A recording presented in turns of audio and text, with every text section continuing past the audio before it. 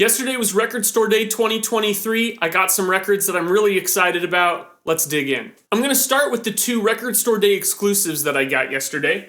The first one being Blur, the Special Collector's Edition. This is an interesting one. This is a compilation that I believe was only previously released in Japan in the CD format.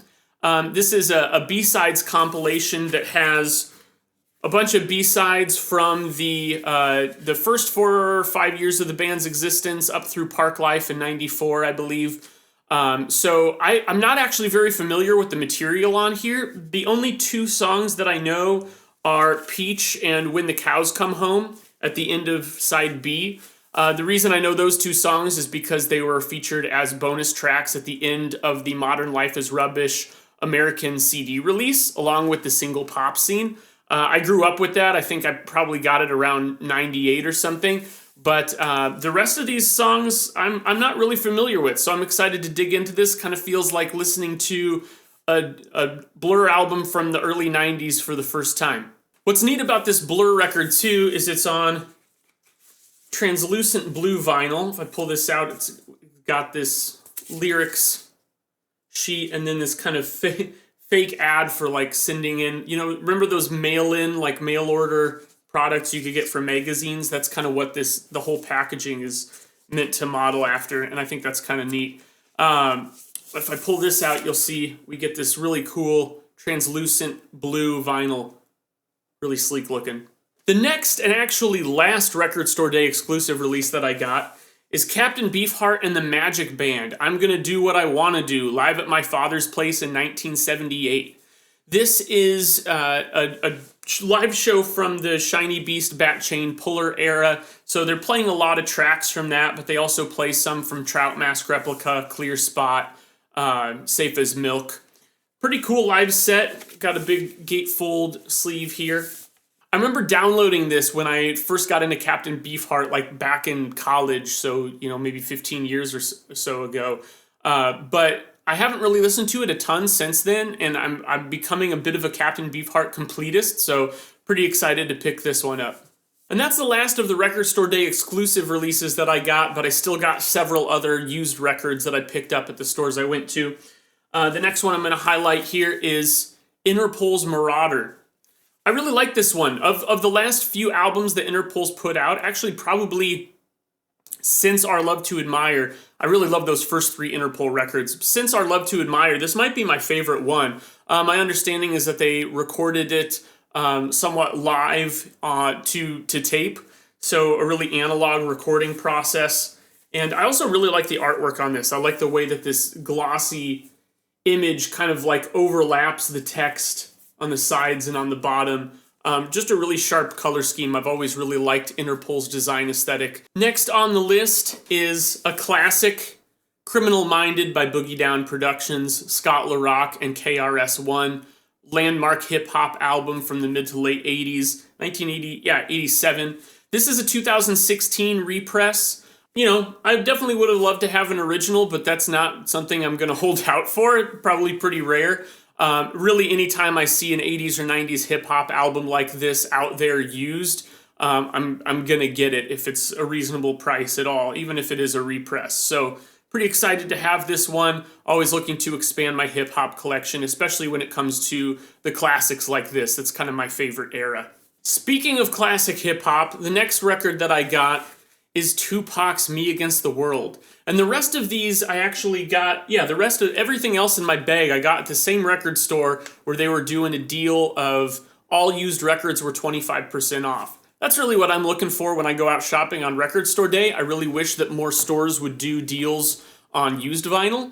25% off, can't beat that. So a lot of these records, the rest of these records I got for prices that I'm probably never going to beat. This is actually a 2020 repress, which made me a little bit surprised to see it out in the wild used. Usually if someone buys a record like this that recently, they're probably going to hang on to it. It's not a gatefold or anything. Nothing too special, probably why I got such a good deal on it. But man, for 90s hip hop, I mean, these are hard to find, hard to come by in a used bin. So happy to have this one. Next up, I've filled a hole in my Pink Floyd collection with Pink Floyd's The Final Cut from 1983. And this is a 1983 pressing. Got the gatefold here. It's in pretty good shape. I was pleased to find it used for a reasonable price. Pink Floyd's the kind of band where, especially older pressings, you're going to have a hard time finding them at any kind of reasonable price used. Now, this one's a little bit divisive. I know some people who claim this as their favorite or one of their favorite Pink Floyd records. I know some people who actually hate it. I'm kind of in the middle. I don't think it's their better work, but I also think it's far from their worst work. So I enjoy it all right. Next up, we've got Tom Waits' Bad As Me. This is actually his most recent album from 2011. I remember when it came out, and I remember really liking it. Tom Waits is an artist who is difficult to find used copies of his records for any kind of reasonable price. I know I just said the same thing about Pink Floyd, but it really applies here too. And while this is a newer one, it kind of makes sense that this might be floating around. It's, about a 12-year-old album. So there's probably some copies floating around, and it probably wasn't too expensive when it first came out. But Tom Waits is the kind of artist that whenever I see his stuff, I just want to grab it.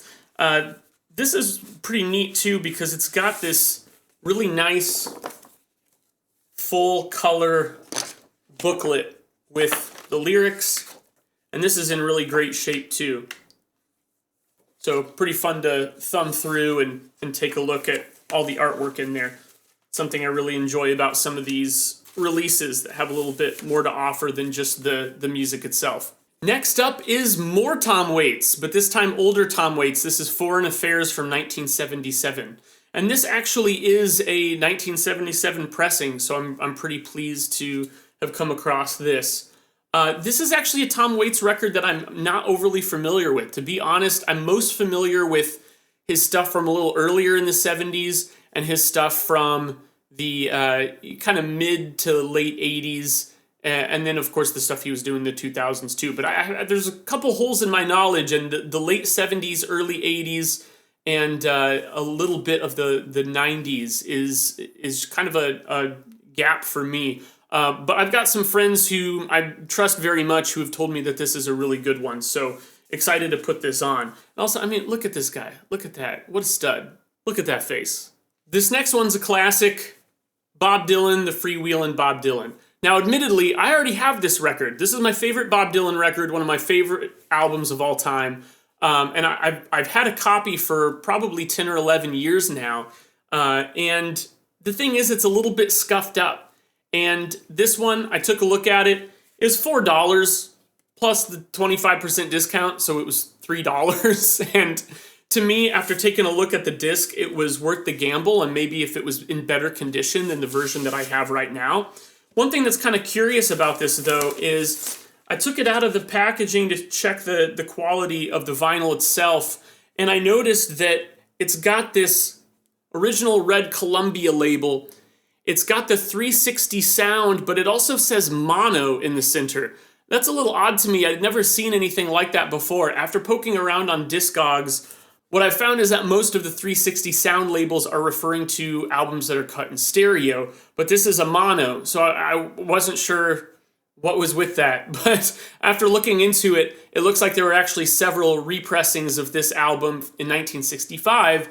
This album's originally from 1963, for context. It looked like there were several on Discogs from 1965 and 1966 that had this mono 360 sound label on it. So kind of a curious artifact to me, but you learn something new every day. All right, now we're going to get into a run of metal albums that I came across that I was excited to get, starting with Carcass's 1993 album Heartwork. Carcass is a great British metal band.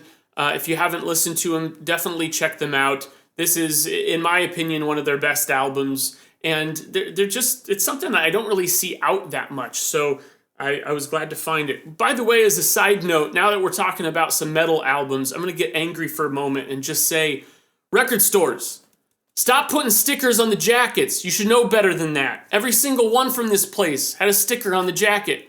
Quit doing that. You should know better. These next four I'm going to cover all at the same time because they're all by the same band. And that is Death. the classic death metal band, Death. I really, really love these guys. It's kind of a funny story because this particular record store in Des Moines, I had bought Death's album Human from there about a year or two ago. And I remember all of these other albums being there. Someone must have just sold their entire Death collection to this record store at the same time. But I come back a year or two later, and all of these are still there. But this time, for the record store day deal, they're 25% off. So I filled in a lot of gaps in my Death collection around Human, which I had picked up a year or two before. So that's starting with their debut, Scream Bloody Gore, their second album, Leprosy, Individual Thought Patterns. Now, all of those other three are just single sleeve jacket, but this last one, Sound of Perseverance, is kind of a special one. This one is a gatefold, and even cooler, if I pull this out, I like that someone got the nice sleeves for it here. This is on like this gold vinyl, which looks pretty cool. So, excited to have a Death marathon at some point. That doesn't sound too good, but you know what I mean. Next up is the self-titled debut album from Slipknot. This is a 1999 pressing, so one of the originals, and I can't believe I found this used for a reasonable price, too. And it felt really appropriate that I was buying this in a Des Moines record store, considering the guys from Slipknot are from Des Moines. But pretty cool stuff. I pulled this out, some cool artwork on the inner sleeve as well. All the lyrics listed out. It's kind of like opens from the side, but I don't like putting the records in that way, so put it back like this, but looking forward to spinning this one. Next up is Lou Reed's Berlin. This is a 1973 pressing, and aside from Transformer, this is probably my favorite Lou Reed record. I really like New York as well. I haven't been able to find that one yet, or at least at a price that I'm willing to pay for it. But once again, at the 25% off used rate, this was a good find. Next is 1986's Guitar Town by Steve Earle. This is not exactly my cup of tea usually. I haven't listened to this album in a long time, but many years ago, like 10 or 11 years ago, when I was going through Rolling Stone magazine's top 500 albums of all time at the time, it exposed me to a lot of new music, and this was one of them. So at the right price, I was willing to buy it, and I feel like this will probably get me listening to it a little bit more, maybe give it another chance, because I know that I've come back to it maybe once or twice since then, and enjoyed it a bit more than I did on that initial listen. It's considered a classic at this point.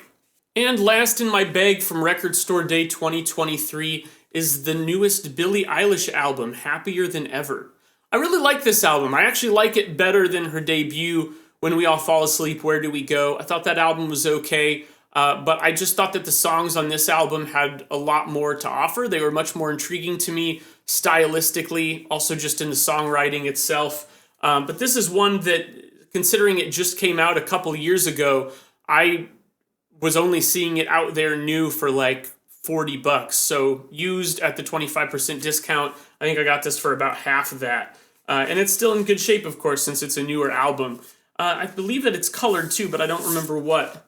Yes, okay, this is the pale blue variant. So pretty cool. Looking forward to listening to this one. And that's it for me. It was a fun record store day. I wish the weather had been a bit better here in central Iowa, but it was still fun to get out to a few record stores, find a couple of those new exclusive releases, as well as get some good deals on some used records. So, how was your record store day? What did you find? Tell me about it. Also, of the records that I brought home, what were your favorites from my haul? Which ones would you have picked? I want to hear about it. Thanks for watching.